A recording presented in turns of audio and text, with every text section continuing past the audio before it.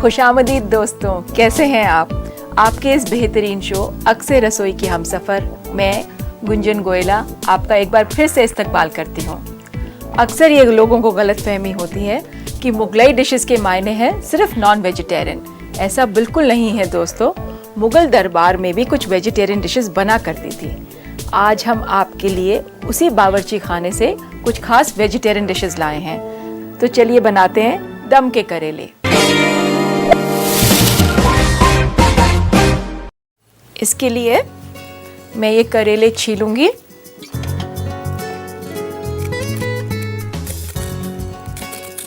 एक बात शेयर करना चाहूँगी आपसे, करेले आप 1 या 2 मरतबा सीज़न में ज़रूर पकाएं क्योंकि इससे शुगर भी कंट्रोल रहती है।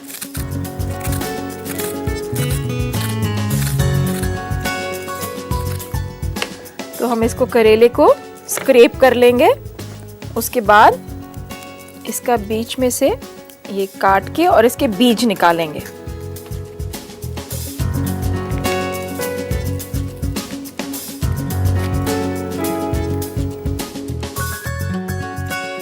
यूं तो दोस्तों एक पुरानी कहावत है, करेला वो भी नीम चढ़ा, मगर ऐसा बिल्कुल नहीं है। अगर आप यही करेला प्यार से बनाएंगी तो इसकी सारी कड़वाहट लज्जत में बदल जाएगी। तो चलिए आगे चलते हैं। ये करेले हमने अच्छी तरह से साफ कर लिए हैं। अब इस पे हम लगाएंगे थोड़ा सा नींबू और थोड़ा सा नमक। हल्का सा नमक छिड़किए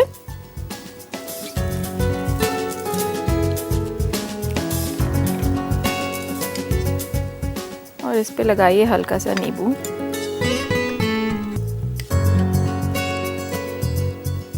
और हाथ से इसे मल दीजिए।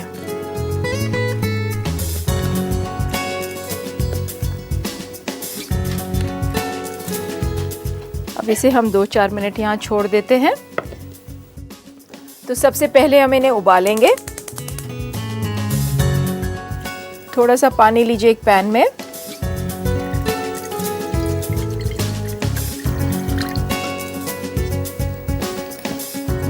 जब तक कि दोस्तों ये उबलेगा, मैं आपको इसका नेक्स्ट स्टेप बताती हूँ। फ्राइंग पैन में लगभग 1 टेबलस्पून घी डालिए। जब ये गरम हो जाए, इसमें किशमिश 7-8 ले लीजिए, 6-7 बादाम, इसको हम इसमें फ्राई करेंगे। ये पानी हमारा गर्म हो रहा है, इसमें मैं डाल दूंगी करेले और इसे पकाएंगे जब तक ये नरम ना हो जाए।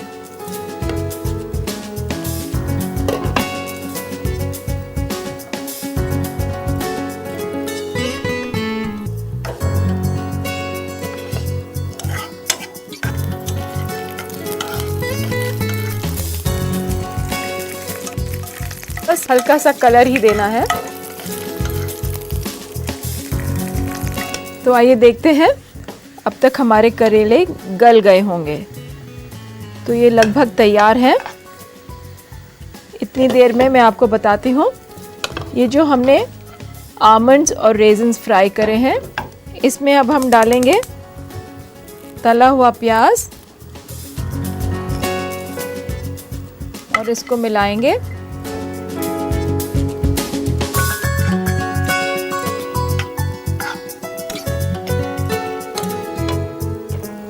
दोस्तों ये करेले अब बिल्कुल तैयार हैं। मैं इसे ठंडा करती हूँ।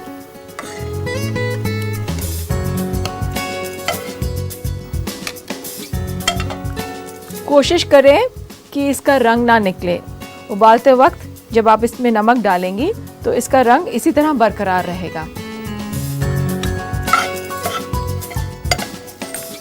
ये जो प्याज, बादाम और किशमिश तली है हमने,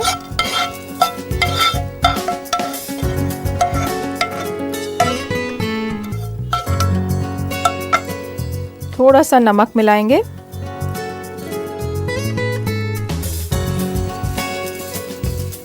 इसको अच्छी तरह मिलाएं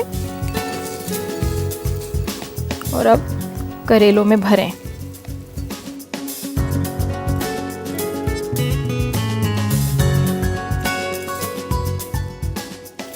अच्छी तरह दबा दें।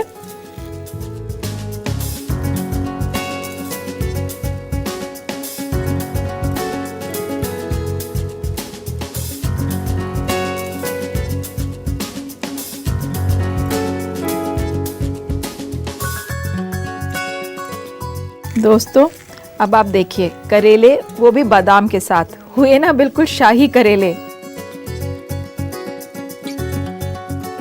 हम चारों करेले बांध देंगे और परोसते समय याद रखिए कि आपको ये धागा हटाना है। तो हमारे करेले अब ये तैयार हो गए हैं। अब हम शुरू करेंगे इसका मसाला बनाना। उसके लिए हमें ज़रूरत पड़ेगी एक कढ़ाई की। ज़रा सा घी गरम करेंगे।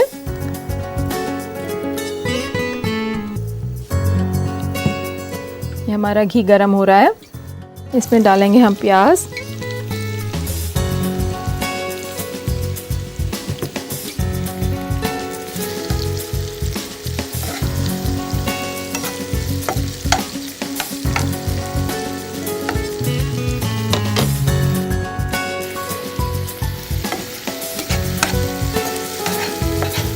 इसको देखिए, इसका कलर चेंज हो रहा है।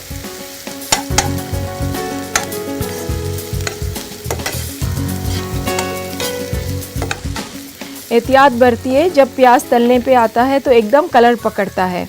यहाँ तक कि जो कलर पैन में होगा बंद करते करते ठंडा होते हुए भी और लाल हो जाएगा। तो आप कोशिश करके 1 डिग्री कम रखिए कलर को। अब हमारा प्याज ऑलमोस्ट डन है। थोड़ी सी गैस हम हल्की करेंगे। इसमें डालेंगे कुटा हुआ धनिया, थोड़ा सा कटा हुआ अदरक,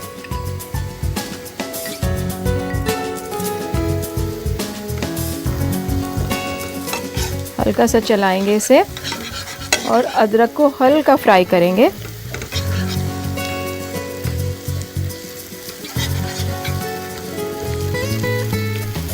ये अब हमारा अदरक और धनिया दोनों भुन गए हैं। अब मैं डालूंगी ये हंग कर्ड।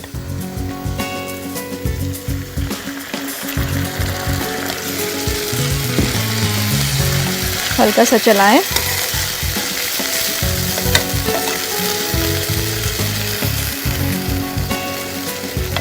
इसमें डालेंगे हल्का सा इमली का पानी।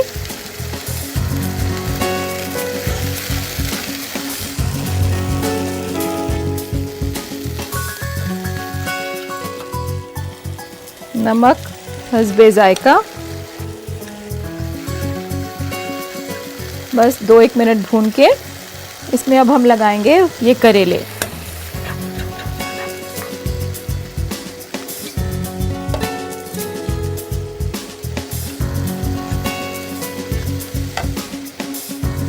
दोस्तों एहतियात बरतिए कि करेले का मुंह ऊपर की तरफ हो।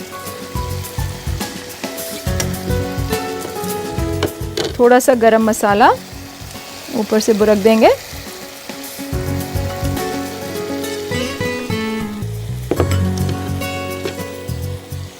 थोड़े से बादाम, थोड़ी सी किशमिश और अब इसे दम पे पकाएंगे अंदाज़न 25 से 30 मिनट। दम के मायने होते हैं जो स्टीम इसमें जनरेट हुई है, सब्ज़ी या पुलाव या आपका मटन उसी स्टीम में पके और बहुत धीमी आंच पे पके, ताकि इसके जितने फ्लेवर्स हैं वो इसमें इंटैक्ट रहें। आप देखेंगे इसमें एक बहुत छोटा सा ही आउटलेट है जिससे बहुत हल्का धुआं निकलेगा और बाकी जितनी स्टीम है वो इसी के अंदर सर्कुलेट करेगी। इसीलिए हम जब भी दम पे पकाते हैं तो हमारा वेसल बड़ा होता है और जो वेजिटेबल या हमारा जो खाना होता है वो सिर्फ 1/4 ऑफ द होल वेसल रहेगा।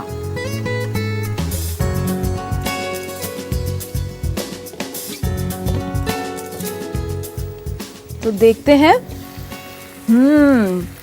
क्या जायकेदार और खुशबूदार करेले दिख रहे हैं। ये देखिए ये अब तैयार हो गए हैं। आप देख भी सकते हैं कि प्याज का कलर आ गया और करेलों ने भी कुछ रंग पकड़ लिया है इसमें, तो इसे करते हैं बंद और मैं निकालती हूँ इसको।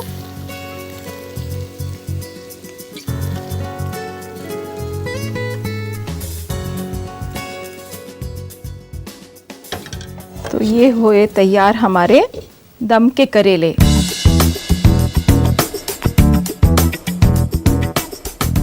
मुझे मालूम है हमारे कुछ दोस्त चाहेंगे कि दम के करेले बनाने का तरीका एक बार फिर से दोहरा दें, तो आइए लेते हैं एक छोटा सा रिकैप। दम के करेले बनाने के लिए हमें चाहिए 500 ग्राम करेला धुला और छिला हुआ, नमक हस्बे जायका, 1 कप इमली का पानी, आधा कप घी, 1/4 कप किशमिश, 1/4 कप उबला हुआ बादाम, 1 कप प्याज तली हुई, 3 कप प्याज कटी हुई, 1 छोटा चम्मच कटा हुआ अदरक, 2 छोटा चम्मच साबुत धनिया, 1 कप फेटा हुआ दही, 4 छोटा चम्मच नींबू का रस, 2 छोटा चम्मच केसर और 1 छोटा चम्मच गरम मसाला। सबसे पहले करेले को छील के बीच में चीरा लगाएं और उसके सारे बीज निकालकर अच्छी तरह साफ कर लें। नींबू का रस और नमक करेले पर मलकर 2 से 4 मिनट के लिए छोड़ दें। एक पैन में पानी उबालें और उसमें करेले डालें। करेले को फिर अलग निकाल कर ठंडा करें। एक अलग पैन में घी गरम करें, उसमें किशमिश और बादाम डालें और फ्राई करें। उसमें मिलाएं तली हुई प्याज, नमक और गरम मसाला। करेलों में इस मिक्सचर को भर दें और धागे से बांध दें। करेले का सालन तैयार करने के लिए कढ़ाई में घी गरम करें और उसमें प्याज भुनें। इसमें फिर डालें साबुत धनिया, कटा हुआ अदरक और थोड़ा सा पानी। फिर डालें दही, इमली का पानी, नमक हस्बे जायका और 2 मिनट भुनें। करेले को सालन में डाल दें और ऊपर से गरम मसाला, बादाम और किशमिश बुरकिए और 30 मिनट के लिए दम पर छोड़ दें। लीजिए तैयार है दम के करेले।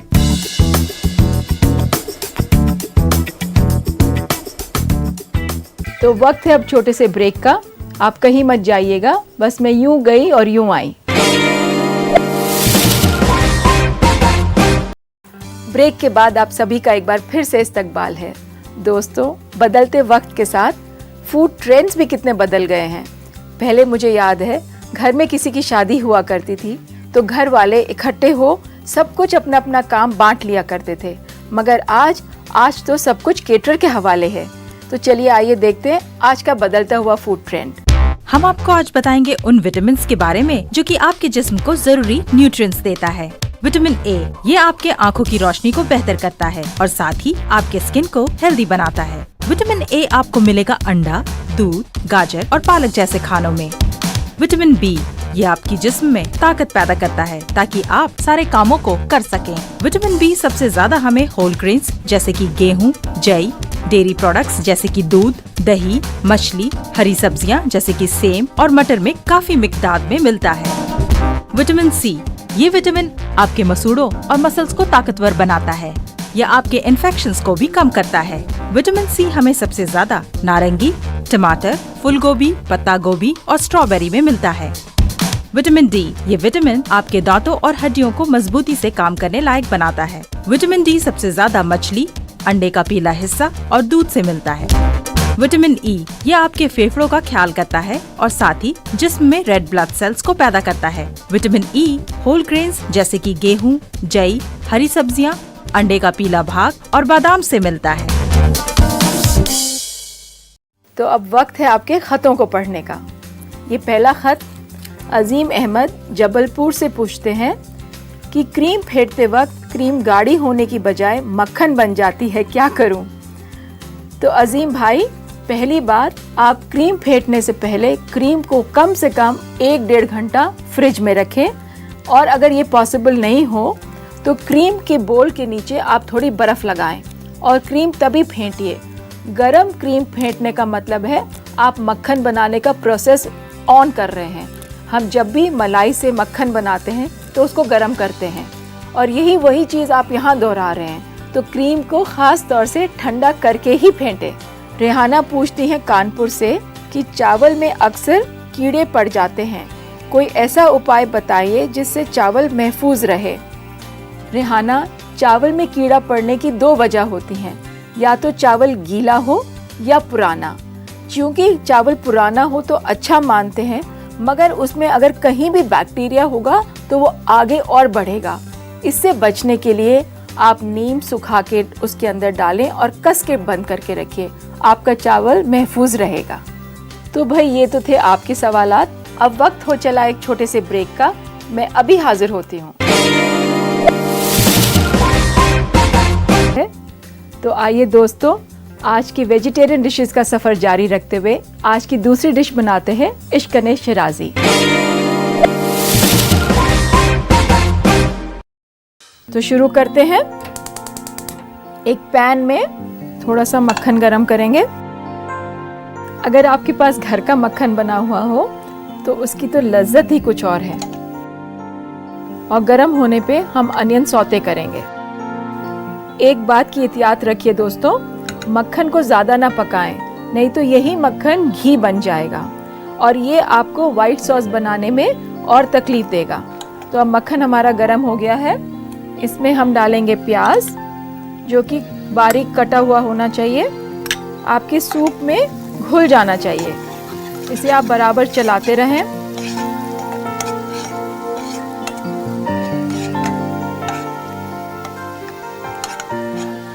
प्याज हम सिर्फ ट्रांसपेरेंट होने तक ही भूनेंगे।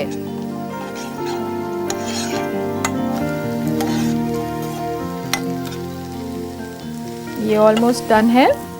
इसमें अब हम डालेंगे कटा हुआ पालक।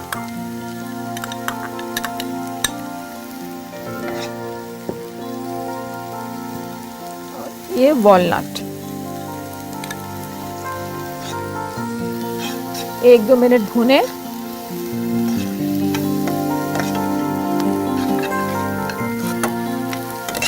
अब हम डालेंगे पानी और इसे 5 या 7 मिनट तक पकाएंगे।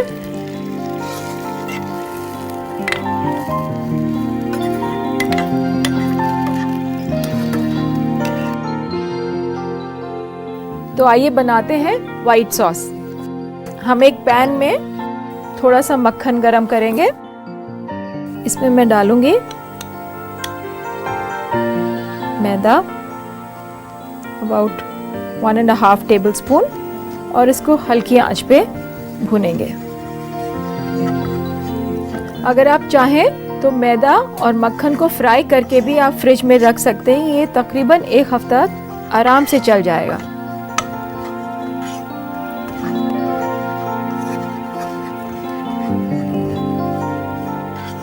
तो अब ये हमारा तैयार हो गया है। मैदा अच्छी तरह भुन गया है।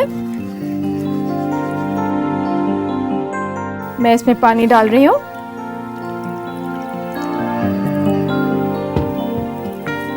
हल्की आंच पे पकाएं।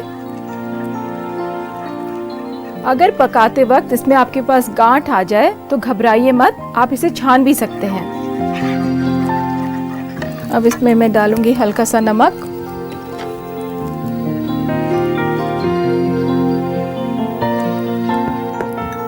थोड़ी सी काली मिर्च, और एक बार फिर मिला देंगे।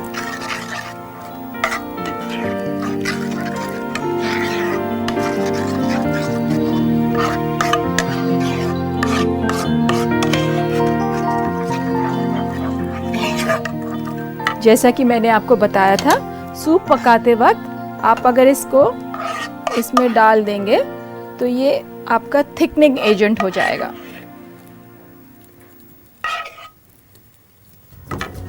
इसको हिलाएं।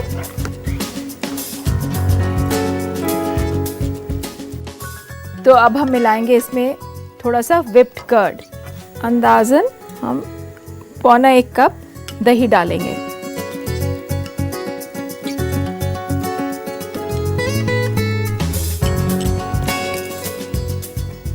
हल्के से चला के एक उबाल देंगे।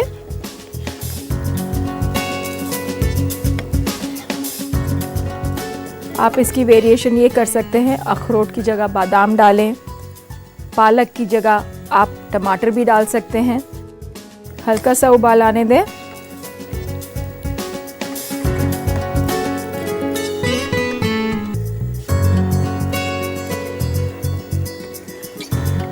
बस ये पक गया है।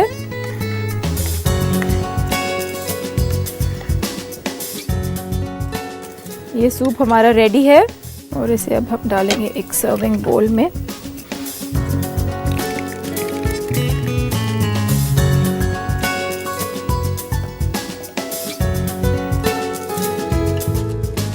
इसे आप गार्निश कर सकते हैं थोड़े से अखरोट से, चाहे तो ज़ाफ़रान भी डाल सकते हैं।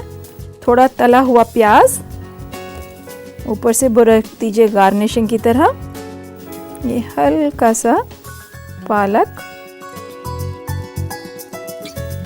इसको आप सर्व करें।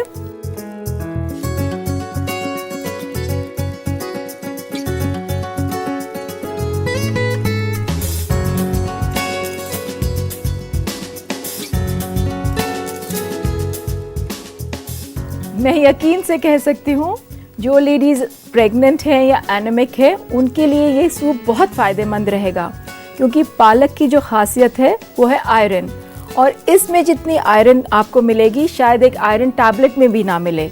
तो इसे शौक से पीजिए और देखिए कि आपकी आयरन लेवल या हीमोग्लोबिन लेवल ज़रूर बढ़ेगा।